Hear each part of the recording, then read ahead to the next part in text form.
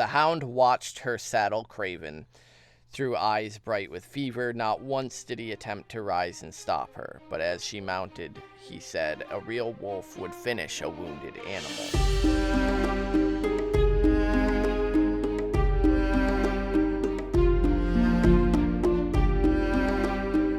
Hey everybody, and welcome to another episode of Brotherhood Without Manners, your favorite full spoiler reread podcast of George R.R. Martin's A Song of Ice and Fire series. As always, I'm your host, Zach, and sitting here with me is my brother, Nate. That's all you got? Where's your pepper? There was plenty of it. I sang it. I think you could have sung it. You're just mad because I didn't have any pepper on your name, because no one gives a fuck. Everybody gives a fuck. Not about you. I have a great name. Yeah. What up, and welcome. As he said, we are a full spoiler series, so if you haven't enjoyed the series before this and you would like to, you should go the fuck away, because we're going to spoil it. We read the series as a whole, so all the way through the sample chapters we'll be discussing. So if you don't want that ruined, go on off. Enjoy it. I don't know. Sounded good at the time. I don't think it did sound good at all. Anyway, last episode we were reading Johnny Boy at the Wall. And he was handling the Battle of Castle Black's long-term effects, as the battle had been raging on for days at least, but he was... Days at least. At least days, dude. Riding a carriage that was apparently on the other side of the wall that nobody knows about, and made his way across the carnage, the field before the trees, met up with his buddy boy Tormund, made their way through the wildling camp to meet with Mance Rayder, and we saw that he has the horn. Maybe. A horn. Allegedly. A big horn. And we didn't get to see it in use because they've now been captured and stopped. Stannis arrived and has fucked up the wildling army. You've been stopped. Plus, Mance doesn't want to use it because, it brings down the wall and he wants to hide behind it. So defeats the purpose. Defeats the whole purpose, yeah. So, yeah, Jon's in it. He's in the thick of it. Mance's wife is about to give birth. Mance was out fighting, Stannis shows up, and now the Southern politics is going to be affecting the nonsense at the wall. We've got Janos Slynt and Alliser Thorne being fucking cunts, and so it's all about to come to a head. We've got quite a few more Jon chapters left in the ending wrap-up here of A Storm of Swords, so that wasn't quite his final, as Sam will need to return to the wall, and then there's going to be some choosing of a new Lord Commander that still needs to happen, but that's in the future. Today, we are reading a final chapter. We're reading Arya 13, lucky number 13, and Arya's final chapter in A Storm of Swords. Arya has been going through it this book. She has been all over the Riverlands and finally has ended up in the clutches of the Hound, where together they were just outside the Red Wedding as that was occurring, as the Hound had meant to ransom her to her mother and brother, but when that went to shit, he knocked her out and fled the twins with her in tow, and they've kind of just been wandering around the countryside aimlessly, and he's been trying to come up with the next place he can take her to offload her for a little bit of coin. He has settled on the Eyrie and giving her to her Aunt Lysa, but whether or not that will actually come to fruition remains to be seen. Spoiler alert, it doesn't. And so that's where we are at with Arya 13 as we come in to a woman's bones twisting and rattling on a gibbet outside an inn that Arya is familiar with. We know these bones belong to Marcia Heddle, Catelyn's childhood fear, the woman who used to scare her because she would chew on sour leaf and it'd make her mouth all red. Yeah. We have seen the slow decay of this body slowly over the course of this book. We know it was Tywin who had Marcia hung as being a traitor to the crown way back when, and now finally decomposition has gone so far that she is just a set of bones. Just rattling. some wind chimes hanging. Yeah, it's pretty awful, pretty good, but it's also a great passage of time. And it's the Feast for Crows coming up. I feel like the bones, the skeletal remains there are much more symbolic of death as Arya is arriving and what her future is going to be leading to there with the death training, essentially, how to kill. Last time she was here, Sansa had been with her as well, which is real fun. And back in the Game of Thrones, they stayed here on their way up through, and there had been no gibbet here then, which is just, again, another showing how much things have changed, how much Arya has changed. Arya says they shouldn't go inside because there might be ghosts, and at this point, it very much so, I don't believe, is Arya talking about actual literal ghosts. She's talking... Yeah, I put memories there. Memories, right. It's going to bring up all the life she used to live when they were the last time she was here. And in no way, shape, or form is she incorrect, because there's plenty of fucking ghosts to be had in this little inn. The Hound insists that he's having some fucking wine, but if Arya doesn't want to go in, she can go and stay with the horses for all he gives a shit. And they also need to know who holds the Ruby Ford up ahead. So there is a practical reason for going in for the Hound. But Arya's like, shit, I could leave right now if I wanted. He doesn't really give a shit anymore. And there's no better opportunity. He's not really watching me currently as closely as he used to. But where the fuck would she go anyway? And so she decides to follow him in. Sandor hasn't been hiding his face. He's not even bothering anymore. It's very much so a sort of recklessness that has come about him. You just don't give a fuck. And so he loosens his sword in its scabbard as he enters. This is hearkening back. Jon just did the same as he descended down the winch cage on the north side of the wall when he was on his suicide mission to kill Mance Rayder. And so she knows that everybody recognizes the Hound based on the silence when she enters. Yeah, the awkward, like, oh shit, I know him, he knows us. And then she realizes she knows them. And we learn that she recognizes Polliver, the Tickler, and even the little squire boy running there. There's a ton of people she doesn't recognize, which I think is funny. Like, the way it's worded is like, and she knew them too. Not the innkeep, not the girls, not the tavern workers, right. Not the locals. Not the locals. Just the soldiers. And it's, quite frankly, just the two. The Tickler and right, Polliver. Because she doesn't know She doesn't even know the squire. He's just a boy that's been with them. That's about it. And so the Hound immediately orders some wine from the innkeep, throws some coppers on the ground. The squire begins talking mad shit to the Hound. Just off rip is like, oh, is this the scared little puppy? The little pussy puppy? The little bitch ass puppy? We know that they're the Mountain's men. He has to have been hearing all this shit that his brother's been talking. It has to be. Gregor's been over there like, oh, my little that puppy he calls brother, him puppy. Little baby. And so this stupid ass squire is keeping that's the behind my boss chat stuff that like you run your mouth as if your boss isn't, and he's saying it to Sandor's face, thinking, well, you know, if the Mountain is saying it, not realizing if the Mountain wasn't around, the Hound is the fucking Mountain. Well, the Mountain can take the Hound as far as he's concerned. Like, he, in a fight, he has done it. He's the one who gave Sandor the burns on his face. And so Gregor is quite convinced that if push came to sword, he would overtake the Hound, no problem. This squire, one-on-one with the Hound... Hell yeah, he's taking the Hound 9 times out of 10. Doesn't even stand a remote chance. And Polliver is immediately like, yeah, the lad's drunk, don't mind him. And the Hound's like, well, then he shouldn't fucking drink. And the Tickler twists the squire's ear to shut him up because they're both... It's interesting that they do want to shut him up because of the way it goes, where it ends up in violence anyway. But they're not quite ready for it to escalate that far yet. There's still some information that they want to get, and so they're shutting the squire up. And it's now. that, to me, this is all kind of also a bit of a...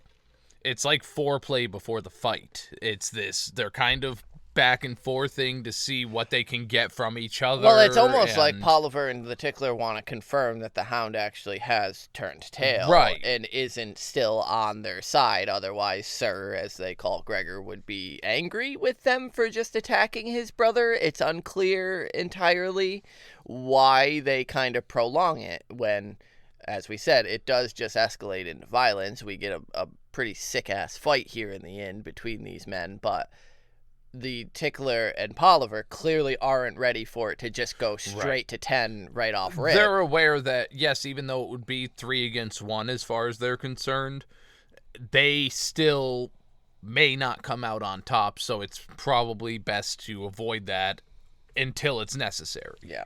So the Hound takes the wine that the innkeep brings and chugs like half of it from the flagon, which is, as we'll see, a very bad idea. It gets him shit-faced pretty quick. He hasn't been eating much, him and Arya, and so, although he does, order Arya a cup as well, he says she's thirsty as well, which is just some growth on his behalf of he's actually still considering her. And he also tells the innkeep, you best pick up those copper pieces because they're all the payment you're like to receive. And Polliver's like, no, I was going to pay him when we're done drinking. And he's like, you're going to have him be doing his tickling, and that's all the innkeep's going to get. Like, you ain't paying for shit while you here. rape his daughter. Right, you're going to kill everyone here and take the women and then kill them too. And so, everyone begins to clear out. The innkeeper suddenly is like, oh, there's something important in the kitchen I gotta do. And everybody else like, there's something important at somebody, anywhere else. The locals clear out. The girls Polliver was fondling clear out. Everyone senses the tension. Everyone knows some shit's about to go down. Whether fighting or not, it's just that this isn't something people need to. Even Arya at this point is thinking that they should leave. I don't think that that's actually what she wants. I don't think it's an option at all either. Polliver and Tickler, I think, would not allow them to exit at this point. Right. It's Sir's brother now at this point. Either he's coming back to Harrenhal with them, or he's dying. He's not leaving here. And so, but yes, Arya has the right of it. I don't think it's what she wants, but I think she's sensing she's the smart right enough of to it. know that the they Hound should. is in no position. He's been fucking miserable and they've both been depressed lately. There's shit hasn't been going their way. He just pounded half a flagon of wine on a near empty stomach. I also think that she's kind of gotten, especially after hanging out with Roose at Harrenhal herself, that it's that she gets that they're not necessarily intending to not take the Hound. They're going to bring him back alive or dead at this point. And so it's that, fuck, we need to leave. Yeah, we can't leave. And her just, again, I think George is showing us how much she's been learning without actually screaming it in our face. Polliver begins to fill them in. Gregor has left Harrenhal. The Queen had sent for him. We know he was there to fight Oberyn. And Joffrey is dead now, poisoned at his wedding feast by the imp and his little wife. This is when Arya takes note of Polliver's 3 blades, his longsword, his dagger, and a slimmer blade on his waist. Needle. She knows Joffrey's death should make her happy, but it doesn't. She's, a traumatized little girl, and so it doesn't fill the hole that the void her family left. Right, and she doesn't still, I think, grasp yet that the vengeance and revenge aren't always going to be fulfilling necessarily. No, she's still got a whole arc with that to go on, where killing doesn't solve it. Yeah, because she said, I liked the quote, that Joffrey was dead, but if Robb was too, what did it matter? Yeah. And so that it's right there in black and white. She misses her family, and so who gives a fuck if she gets the revenge, because they're all dead anyway. It's fun that she equates Joffrey to Robb's death. Like, so who is equal for Catelyn's? Is that Walder Frey? Like, who's the one that would one for one Catelyn? Right. But this is where they learn that Tyrion and Sansa got married, and together they killed Joffrey. It said that Sansa killed the king with a spell and then changed into a bat, but left the dwarf behind. I fucking love that. That's sick. Arya immediately thinks it's stupid. She thinks Sansa knows songs, not spells, which is fun, fun wordplay as well. The Hound fucking laughs. He's like, good for her. The little bird flew the coop and shit on the imp's head as she left. Like, wonderful. Yeah, he's like, honestly, Cersei should dip that little shit into the wildfire himself. Clearly, because he's upset that Tyrion was sending him to fight at the Battle of Blackwater. Yeah.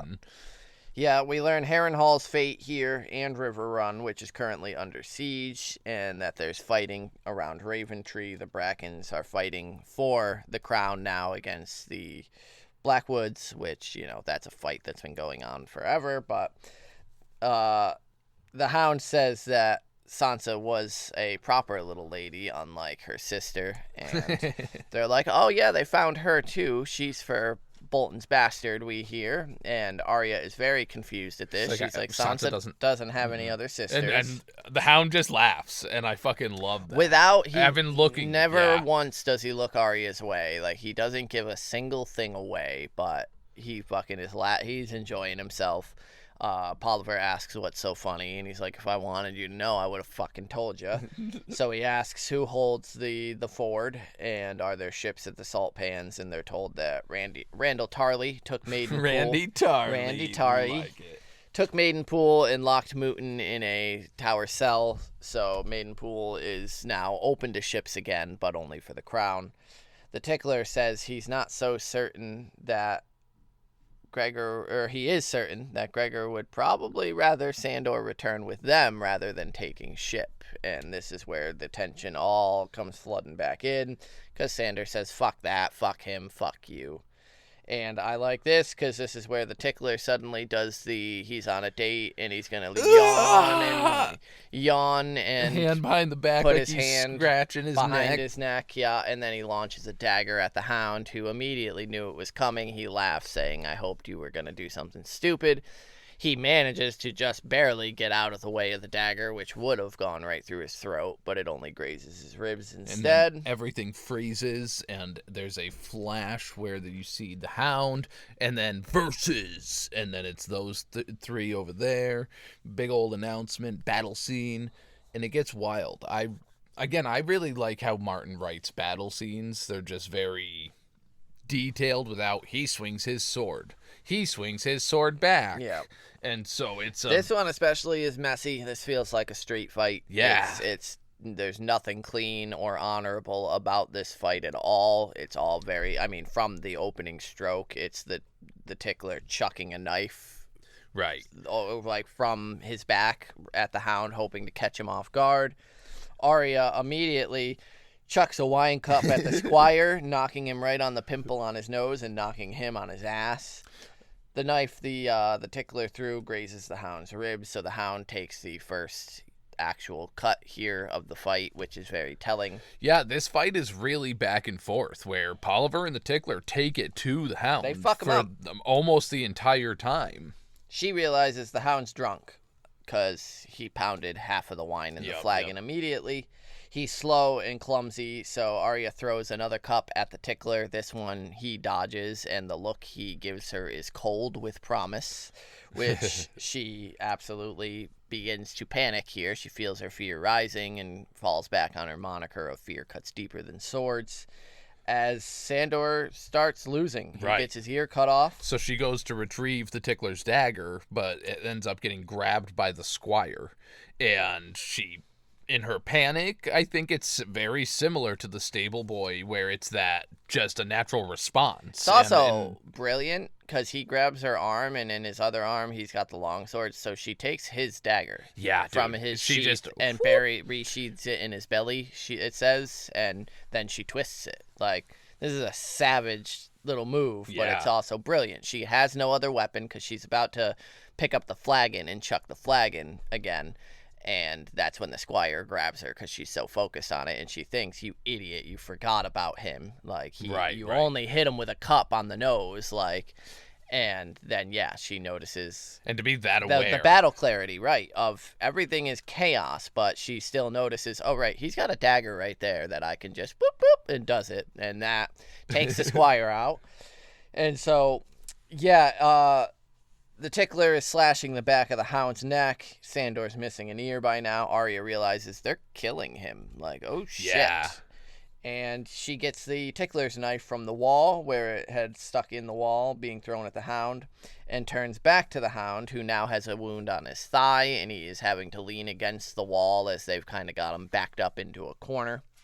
Which, this is the first time we've seen the Hound just absolutely getting his ass kicked in a fight.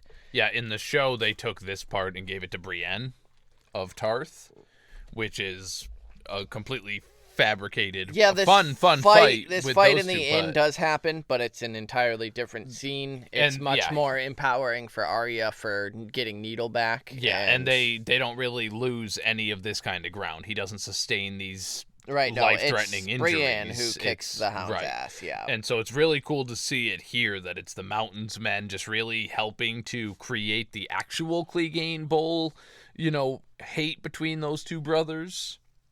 Sandor kicks the bench into Polliver's shins, which, to Polliver's credit, he doesn't react or go down at all, but it is a vicious backhand cut to Polliver's face that does him in, and when the Hound wrenches his sword loose, half of Polliver's head comes with it. And so, R.I.P. Polliver. Arya can smell the Tickler. I disagree. No R.I.P. Just Polliver's dead. Don't rest in peace. Fuck you, Polliver. Arya can smell the Tickler's fear as he begins to back away. It is now clear that while they had the advantage with the 2-on-1, the Hound is bigger, stronger, has the reach. Right. And it's the easiest thing in the world for her to step up and stab him, and she does. It is here that she begins to absolutely trauma unload on him. Is that her first, obviously, with the trauma unloading, is this her first kill that wasn't in a panic response? I have to? This was more of the Hound could come and finish this guy off, but the Tickler, unlike the stable boy, unlike the Squire, he wasn't grabbing at her. This one is absolutely essential. The Hound would still lose here. I don't think he's still in it. I think Arya's misreading that the Hound he's got a cut on his thigh. We'll learn in a minute. He can barely get on his horse. The Hound has lost. The Hound is dying. And so the Tickler is still in control here. She is still a 10-year-old girl that, had he not been focused on the bigger threat, rightfully so, Arya would die to the Tickler's hand. And so I absolutely think this is still self-defense. It's the Squire that is the first unnecessary kill, because the Squire is slow dying. He's going to die either way. It's the actual gift of mercy. This one here is absolutely essential, that the Tickler needed to be put down, or Arya and the Hound still die here. And so I think that the Hound would still have had it, honestly. I don't. I mean, sure, at all. Yeah, the way he's needing at this point to lean against the wall to hold himself up. Because that, to me, it's he did pull that energy to cleave out Polliver, bringing it to the 1 versus 2. And so I feel like especially because of the trepidation from the Tickler after seeing Polliver going down, being like, fuck, he would be able to leverage that. I mean, I think it could go either way at this point, but I do think he stood a chance there. Yeah, I think the Tickler is surprised that Polliver was stupid enough to... But he is ruthless enough to overcome that, like, that's what I mean. Is so, I can see where you're the coming Hound from. played his one last trick, which was kicking the bench into his shins. Right. The Tickler isn't going to fall for that. He's now aware that the Hound is down to kicking a bench into his shins to get the backhand cut to succeed. And so I still think the Hound dies here if Arya doesn't step up. Sure. And this is also a revenge killing. This is Arya. Yeah. She wants the Tickler to die savagely to save herself here in the Hound, but also in response to everything that happened. All the people she saw and heard getting tortured. Because as she stabs him, she begins asking, is there gold in the jewels? Right. Is there gems? Where's Lord Beric? Where's his men? How many? And just repeating this with each time she's stabbing him, until eventually the Hound, again, has to pull her off and be like, all right, that's enough. And so it's a great scene. The Squire is begging for mercy at this point, and the Hound says, oh yeah, you did him too, but he's a slow death. You pricked him right in the bowels, and so he's gonna have some time dying unless you finish it. This one is yours too. Again, god damn, the Hound with his anatomical intelligence. Oh, yep, you stabbed him right there in the bowel. So he's poisoning himself from the inside out. He's dead. But it's going to take a long time, and that's your fault. So if you don't want him to sit here and suffer miserably...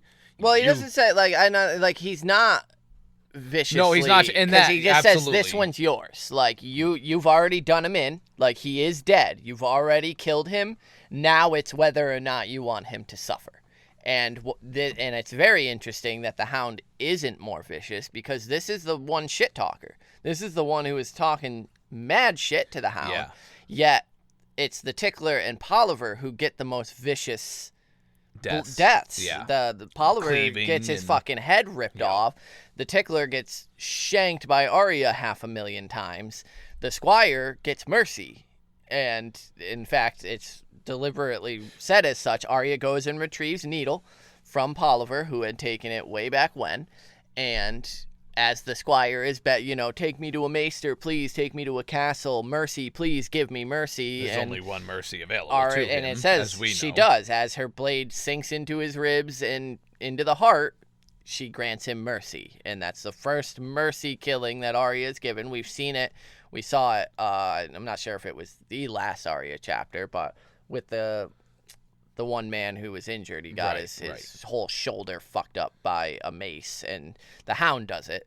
And it's the heart where the heart is, right? And so and this moment it's funny how many of Arya's names just got ticked off her list, and then the one that she kept forgetting. Last chapter she had forgotten. That's how they fell asleep, was her saying his name finally and adding it to her list. And here he is teaching her how to give the gift of mercy, which is going to be her whole fucking story moving forward from here into the next books.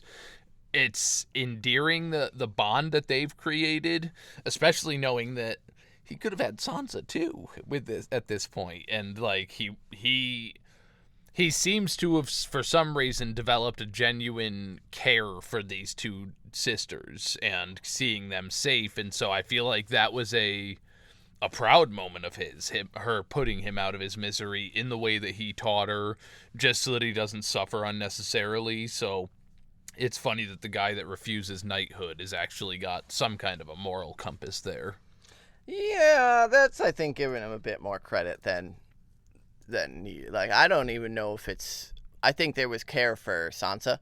Arya is the one that tests his patience and drives him up a fucking wall. I mean, he even said earlier, like, Sansa was a proper little lady, unlike her sister. Like, Arya's the wolf bitch to him, and always will be, I think. And I think Arya holds up a mirror to him. He sees his own savagery in her, and she's fucking 10 years old. Like, shut the fuck up, I'm 11. But Arya's a savage little bitch already, and I think in him it's a reflection. It's the part of him he doesn't like about himself, and so I think that it's hard for him to like Arya, whereas Sansa, it's very easy to like Sansa because that's her armor. That's what she does. She makes you like. How can you dislike her? To me, it's funny because I do think he cares in some way for Arya, almost like a niece who will run her mouth, but it's that she is to him what Sandor is to Sansa, with that calling her out on her,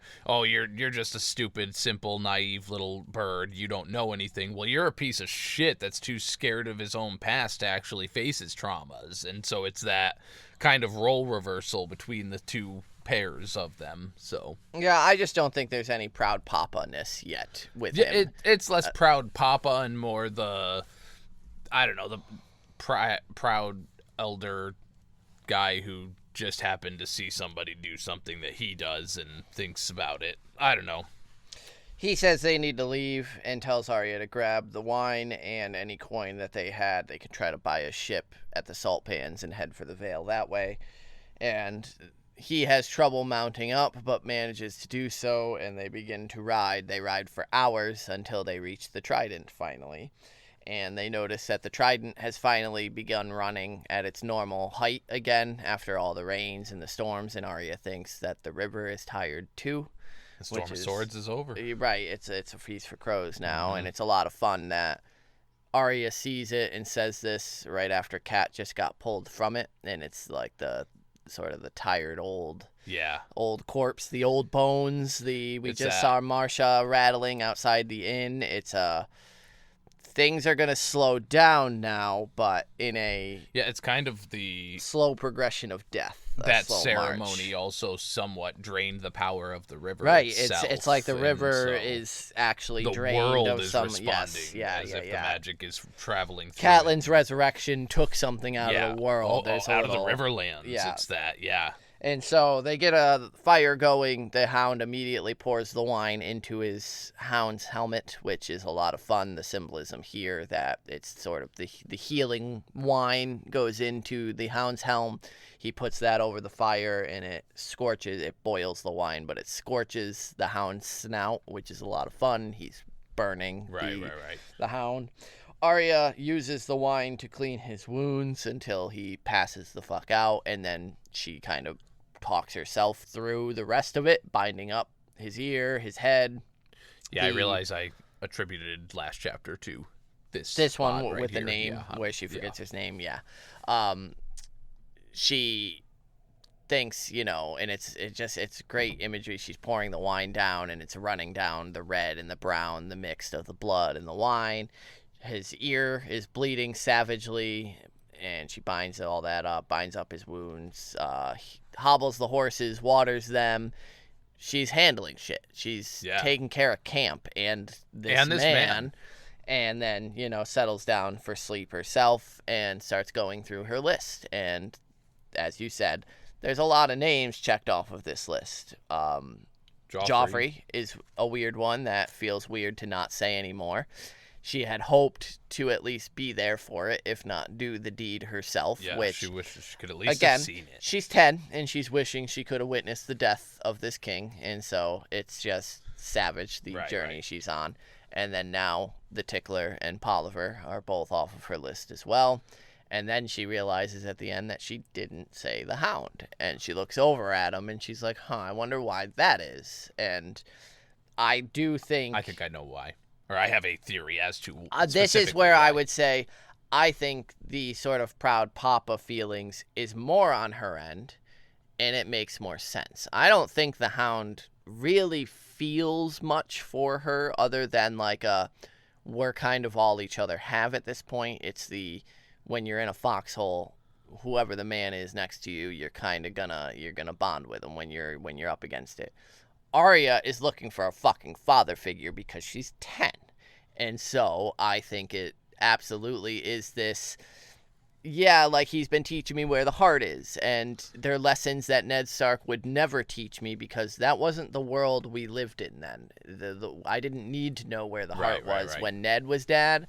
But now that the Hound is the one, quote unquote, taking care of me and looking out for me, it is a father figure-esque role he's in, and so he's kind of taken that role, and that's why I think she left his name off, is because if she kills him, who's there then who's her dad? Who's your daddy? Who's going to be your companion wandering the river? Her mentor. With her. Yeah, she doesn't want to be alone. Mine's much simpler than that, but to yours, it's also neat seeing this development of the two morals dichotomy. Her father Ned's raisings, because she is a very honorable person and is willing to do that gift of mercy, was taught that he who passes the sentence must swing the sword, but then also learning from the Hound, whether it's being taught to her or just through observation, these savage kills, put this warrior out of his misery,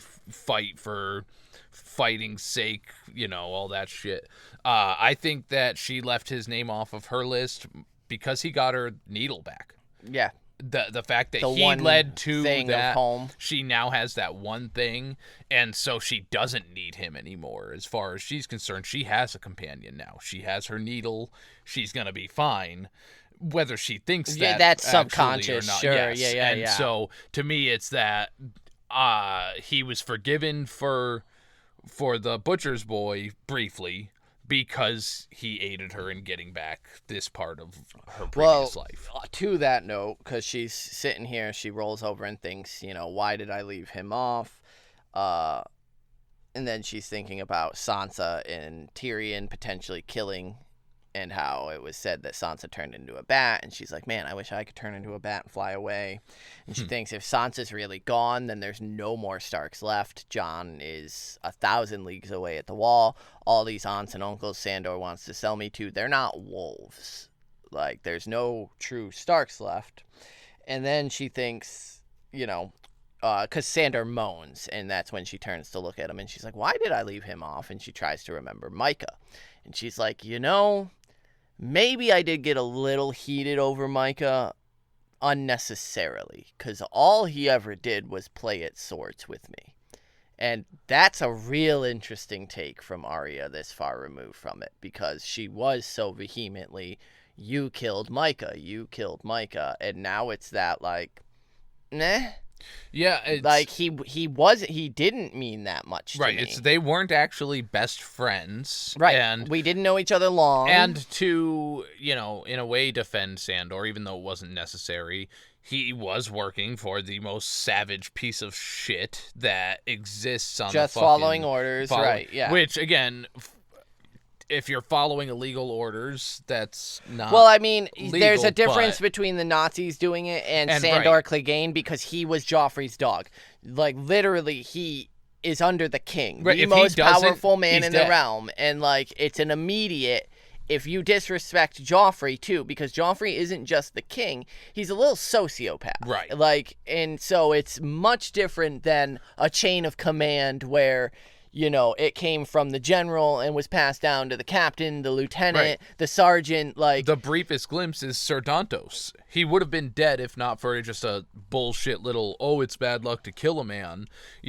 Or the singer who he said, choose your fingers or your tongue. Like, right, yeah. If the Hound didn't listen to him because of the reputation he'd built as a fighter, then Joffrey is going to have the Mountain come and fucking take his arm off or take his head off. Yeah. And so the fact that he had to ride down that boy who injured the whole prince, or at least was involved in it, she didn't know him well. He did, for all intents and purposes. Micah did it because Arya couldn't be, because she was a high lady and she's sister to the would-be queen at the time, little girl and in this Joffrey's world, betrothed, and so there were just too many things. Micah was lowborn, and so it makes sense that at her age that anybody would be upset by that. It still isn't right and that Arya the Hound went and that Arya hard. being Arya, like a little heated she-wolf, the absolute like Lyanna of the whole of it, where it's this injustice that she was forced to see and look in the eye. And now she's a little more privy to how the world works. It's not a good thing that she's like, Well, she's shedding off a part of her childhood. But it's her losing a little bit of the baby fat, right? And being like, that's not really the way the world works. But, so she does say his name. She says the Hound, but it's the Hound. It's not Sandor Clegane. She says the Hound.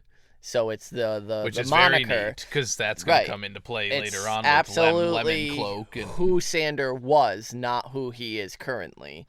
And then she says Valar Morghulis and thinks maybe he'll be dead by morning. She falls asleep, and she has a dream that she was a wolf again, chasing a riderless horse up a hill with her pack behind her. But the Hound's foot wakes her just before she's able to close for the kill, which is just a fun. Green Walker. Yeah, absolutely. She's hunting as Nymeria.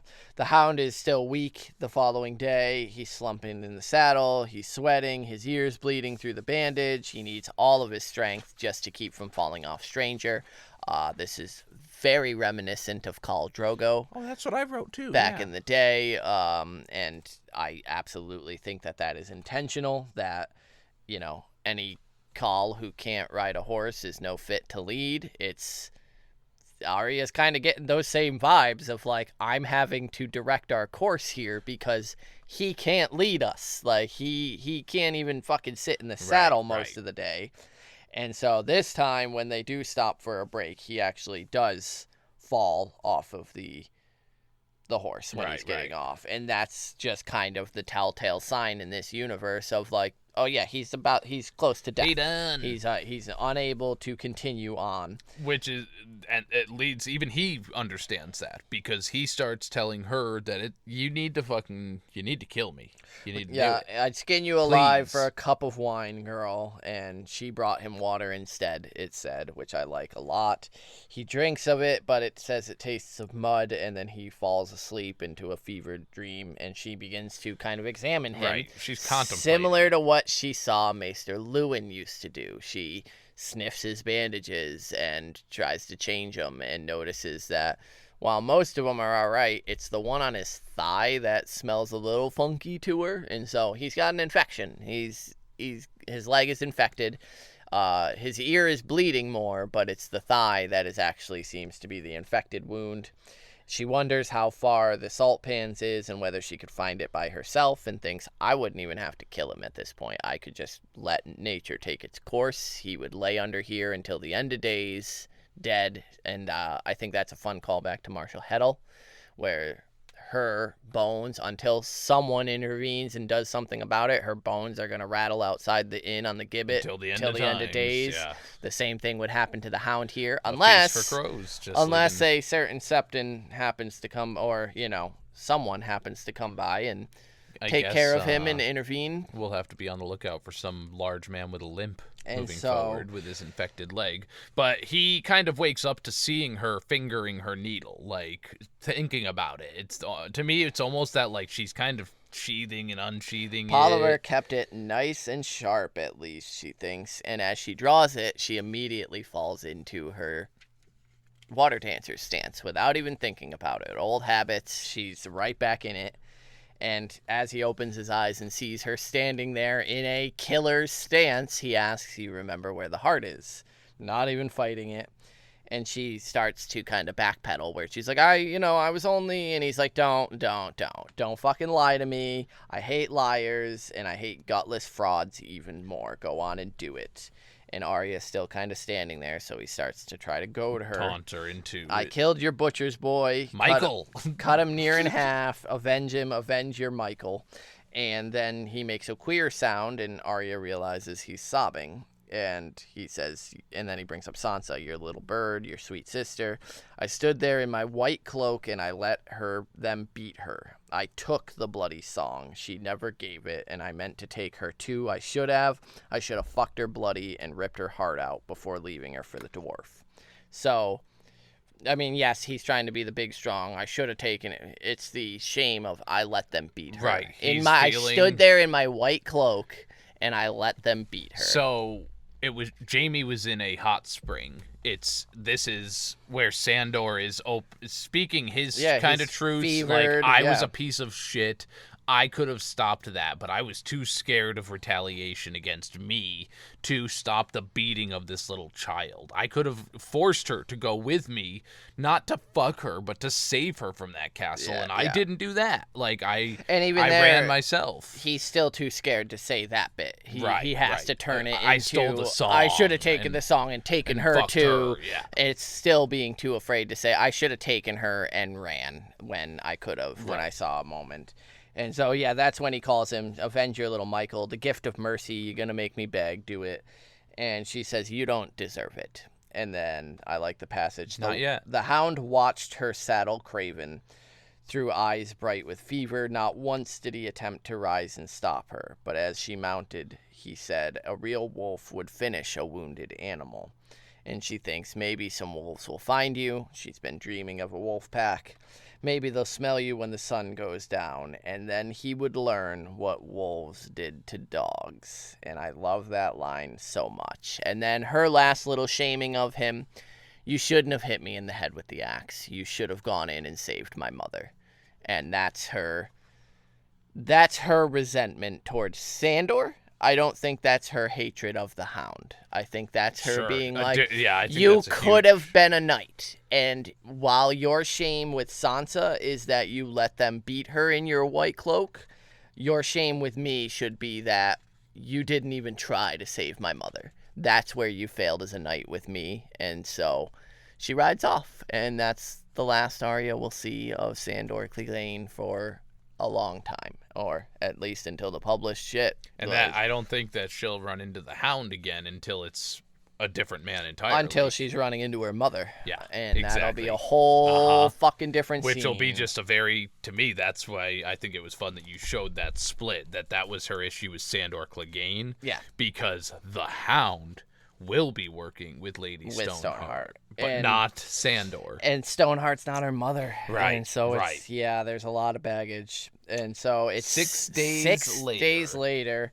she came to a place where the trident widened out and the air began to smell more of salt than trees. She's reached the salt pans, y'all. So finally, she reaches the little town with the small castle and the small curtain wall and the shops and the inns and the alehouse around the harbor. And some, it's been plundered and burned, but some of it still stands. And there were ships, 3 ships she sees. 2 are only river galleys, but the 3rd is a bigger sea salt trader with 2 banks of oars, gilded prow, 3 tall masts with purple sails. This should all sound familiar, as we have indeed seen this ship before. Arya rides Craven down and then realizes she has far too little money to begin bartering with, so she thinks of selling the horses, which she does. She rides around until she finds someone who can tell her where she could get rid of the horses, and does so. From these, she learned the stable had been burnt, but there's a woman buying horses behind the sept. So the problem is that these horses are too well bred for a commoner like Arya. I like this woman who clearly is, streetwise. She's been around the block. She ain't no fool. But she pegs Arya entirely wrong, where she's like, "You're too lowborn. You are not anything resembling nobility," and that is 1,000% incorrect. And it's just Arya has become so hardened by her journey. Now, speaking of Arya being hardened by her journey, this woman rips her off because of that, knowing that she can't, report her, because if they, if she goes and tries to tell somebody, she'll get in trouble for stealing the horses anyway. Arya's like, if there weren't so many witnesses, I'd have fucking shanked this bitch right now. How quickly whether that's true or not, I don't know, but how quickly she's willing to just straight up be like, "Bitch, I could kill her. I could kill you right now." Yep. If there just weren't so many people around. Yeah, she resentfully thinks she never would have cheated the Hound, and it's that of That's completely true. You're taking advantage of me because I'm a little girl. You don't think I'll kill you. Arya, Arya's great equalizer is like, you don't think I can, but I could just draw a needle and poke you right through the chest quicker than you would be able to do anything about it. And that's 1,000% factual at this point. And savage. It's scary, right? Arya's fucking 10, y'all. Like, she should not be having thoughts like this, but it's also the hardening of the world. Like, in an ideal world, Arya wouldn't be being cheated out of the gold that she's owed for these 2 horses that weren't acquired through nefarious means. Craven was the Hound's, Craven was was the horse they found wandering. Probably some other men-at-arms somewhere. Right, somebody else murdered some other guy. And this horse Stranger got away. was the Hound's, and Stranger is a great, well-bred fucking horse. Right. And so the Hound did not do anything. He didn't even raise a word of like, "Don't take my horse." So like, he, by all intents and purposes, bequeathed Stranger to Arya. Well, it's funny because it almost now reminds me of Sir Arwen there and Dunk, with him taking his stuff and going. But yeah, so she gets her money and doesn't kill the woman. Arya, like, smartly is like, "Hey, well, they've got, they're saddled and bridled, like, so you're going to throw in some money for that?" And the woman just laughs at her. And so it's 100% like, I almost don't blame Arya for being like, "Man, I got Needle back. Like, let me just fucking wet her a little bit with your blood, bitch." But she doesn't, and she walks back to the docks. It feels like it's a longer trip. She starts up a little commotion because she mistakes one man as the captain, and he finally, the true captain, does come down and is like, "What the fuck's going on down here? What are you doing on my boat?" She says she wants to go north to the wall and that she can pay. The Night's Watch has a castle on the sea, and he's like, "East Watch," and then he counts her silver and is like, "Oh, this is all you have." And Arya knows it's not enough without needing to be told and says, "I wouldn't need a cabin or anything. I can work. Like, just let me on the fucking ship, please." And one of the oarsmen is gross and is like, yeah, take her. She can come and sleep with me at night. But and the captain's like, we have no reason already to go. respect the captain because he's like, mind your fucking tongue. First of like, all. don't be, she's See 10. a little 10-year She's like, 10. Shut the fuck up. That's how you know he's a man from Braavos. That's how we like this man. And he's like, I cool and all, but no, like, I don't have anything going on up in the north. There's wildlings and fucking miserable shit. This is, I thought this was a lot of fun. The north has nothing for us. Ice and war and pirates. We saw a dozen pirate ships making north as we rounded Cracklaw Point. Right. Salador Sans. Right, this is Stannis' men. Heading north to... It's just a lot of fun. Again, Martin likes to be cheeky with his timelines and the chapter orders. So we know that Stannis has arrived north. We don't know how long this guy's been stationed here, so it makes it all seem we kind of do, though, because this is the Titan's daughter who just dropped Sansa and Littlefinger off at the Fingers, and then they were heading home for Braavos, so they had to stop up here at the Salt Pans, and as they were making their way, they saw Stannis' fleet fucking going past them up to Eastwatch at the wall. Giving us the timeline. And it's just a lot of fun of all these different things of, yeah, there's war in the north, but there's kind of war everywhere. Like at this point, I mean, not in Braavos, not in the Free Cities, but along Westeros, there's war everywhere. And so this guy's like, yeah, we've had enough. We're fucking going home. Like, we're not for anywhere in Westeros. Right, learning where he informs her that home is Braavos. He tells her to go home as well. And Arya's like, I have no home. I have no pack. And now I don't even have a horse because I just sold it because I thought a ship was what I needed to do. And so she starts leaving dejectedly. She's like, I guess that's that. And then she asks him, what ship is this, my lord? And he tells her, the Titan's daughter of Braavos. And that's when she's like, wait, I have something else. Hold on, wait, you're doing Braavos?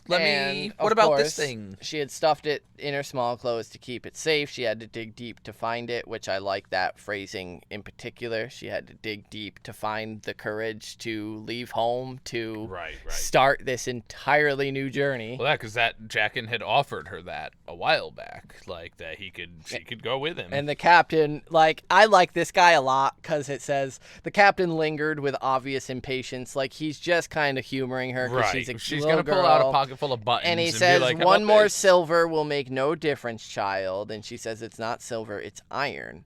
And hands him the coin that Jaqen had given her. So worn, it bore no features. And then the captain is kind of stupefied by it. And she's like, wait, there were words. I had to say the words, too. Yeah, and it's that. Like, the captain is just flummoxed. He's... How is the Valar Morghulis? And of course he, knowing immediately what it means, returns with Valar Harris. Of course, you shall have a cabin. You'll have a captain too. Like, I'm your captain, but like you'll have a cabin because you're of the Faceless Men. You're going to. Either you're a part of them already and already are a faceless man who can change. Well, it's that regardless of what you've been given their hall pass. But how terrifying that must be of like, oh, I may have been like talking, not shit, because he was respectful, but like denying a faceless man here. Like this could be one of them working right now. And like, we don't know. We don't know enough about the faceless men to know if they can face off of people, into children or like, it doesn't matter. And so, yeah, it's that fun realization, like, knowing where the story goes of, like, the captain being like, oh, shit. Like, that's why he says yes, because this could be one of them. This could be one of them working and they just completed their contract. And, like, with all the death that's hit Joffrey, like, all of these major deaths that have gone, like... This is a faceless man returning from work, like this, being like, I need to go home now after my job is successful. I just killed someone. There were just 7 different kings that were of like 6 minutes. If you've seen Breaking Bad, when Heisenberg kills how many in the prison system? Boom, boom, boom, boom. Yeah. Oh, wait, and now there's this person presenting me a faceless man coin. Oh, shit. And so, I absolutely think that's his, like, where he becomes stupefied is the, like, oh, this could be the person that just killed Joffrey. This could be the person that killed Robb Stark, that killed Renly, that killed any one of those fucking... Right. Ned Stark. We actually do happen to know that it's a faceless man who killed Balon Greyjoy recently. Right. And so, yeah, I think the captain is like, oh, fuck. Like, I was kind of about to refuse one of the faceless men who just killed probably 7 kings a ride home. And, like, now they're like, oh, yeah, no, of course you'll have a cabin. You're having my cabin. You want some wine? I got a a cup of wine. Like, and so it's a real fun realization of, yeah, like, he is probably equal parts awed because of the respect that the faceless, but also scared because of the, like, this is the one who just killed the king, like, returning home after doing what they were tasked to do. And so it's a lot of fun with all the rumors flying around of who killed the king. Kid? All of a sudden, here's this little kid faceless man being like, hey, yeah, I need a room. I need a ride back home. I need an Uber. And he was about to refuse it. And then, sorry, your credit card was declined. So, you have a black card, right. A black diamond card. The Iron Bank of Braavos says, like, we're good in perpetuity. So, and it's a lot of fun. Yeah. A stellar ending to Arya's A Storm of Swords arc. Her leaving the Hound to his fate is phenomenal. I will give all credit in the world to the show. The Brienne and the Hound fight is one of the best scenes. It's fucking sick. It's one of the best fights in the show, and I thought it was a very clever way to kind of diverge this story. It made a bunch of them kind of tie together, with Brienne narrowly missing Arya. And then this is how Arya kind of gets away. It's how the Hound gets injured because Polliver and the Tickler weren't built up nearly as much in the show. Right. I like it better for the books because the Tickler and Polliver were built up in the books for Arya as these terrifying men who absolutely would be the ones to kill the Hound. And the way they savage him, it is like a pack of wolves going after a dog. Right. The way they... picking at his ears, corner him in the inn, and tearing him down. Arya managing to hold off the third with the squire, and so her then continuing for 6 days on her own. Yeah, that was cool. That it shows how much she has grown. That she, between the Night's Watch, between the Brotherhood Without Banners, with her and her little squad Gendry, Hopai, Lami. What the fuck's a Lami? And then, yeah, with the Hound, it's all these... She's fit to survive on her own. And her navigation's gotten better because she did make it to the salt pans. Right. Whereas, before she was looking at the moss on the rock and being like, I think we're going the right way. Right. And this time she actually did end up where she fucking wanted to go. And though she understood she was getting cheated and had no way to avoid it, she's a little more world weary than she had been before this journey started. Right. And it's such good growth. And we will be joining Arya again in Feast. There isn't a very long stretch without Arya. Right. Although, as Arya, it will not be because she goes under many different monikers in Feast. But I'm very excited for her Braavos journey because it's some of my favorite bits in these books is Arya in Braavos and her interactions with the kindly man, not Jaqen H'ghar, as the show decided to keep Jaqen as the instructor at the House of Black and White. Yeah, no, we get the kindly man. We get the kindly man, and her first interaction with the kindly man is one of the coolest interactions in this book. For me, it's the magic equivalence of the door under the fortnight when she plucks the worm and tries to eat the worm. The Dread Knight? No. Fort? The Night Fort. Night Fort. The Dread Fort. The Night Fort. You said Fortnite. Did I say Fortnite? That's what Jesus I was like, Christ. Under the Night Fort, the gate that Bran just went through to get north of the wall, and Sam returned through. The crying fucking hole. Yeah, and the kindly man with her plucking the worm and using her warging abilities to see through the cat's eyes and give him information. It's a lot of fun. Yeah. Arya's journey is always a lot of fun. I'm excited to see where it goes, and we've gotten Mercy from Winds, which is terrifying, and it's sick. it breaks my heart because she becomes so hardened and scary, and she's going to be scary in Winds, y'all. So next we're going to be reading Samwell. Sammy boy. It's like 4 or 5, but I think it's his last. Maybe he has one more after that, but... No, I think he's got, one more. And then, which, Sam 4, yeah. It's a good one. It's going to be fun. If you want to write into us, Without Manners Brotherhood at gmail.com, send us a message, leave us a comment on our YouTubes or Spotify, rate, review, all that stuff. We appreciate it. We just got a nice long email from a friend, a listener who wrote in when we had started our Storm lots Storms. of you guys are communicating, and that's a good point to make. If you're having trouble, we know Spotify likes to be a little bitch sometimes. If you're having trouble finding our episodes on Spotify for whatever reason, maybe like 1 is missing, 2 are missing, it's skipping, a brand chapter or something like that, head to YouTube and you'll probably be able to reliably find them there.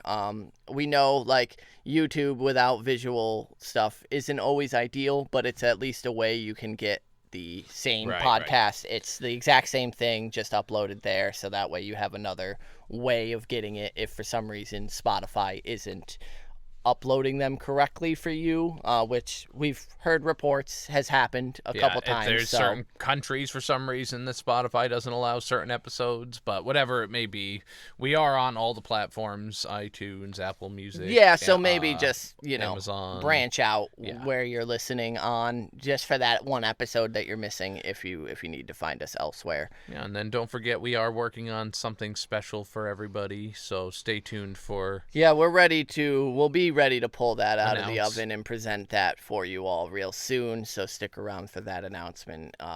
We're both really excited about it. It'll be a pretty huge thing. It won't be affecting what we're doing here. We are still going headlong with the books. We will be picking up with Feast. Yep. We do plan on doing like a big wrap-up single episode of wrapping up of Storm of Swords, just like we have the other books. And then maybe like a 1 or 2 week break. And then maybe just a small break just to so we can formulate some episodes. Stack up some episodes, get some in the can for you. But yeah, it's going to be a lot of fun. I think that's all I've got. Yeah, join us next for Sam 4. We'll see you there. We're almost done. Storm of Swords, Valar to Harris. Peace.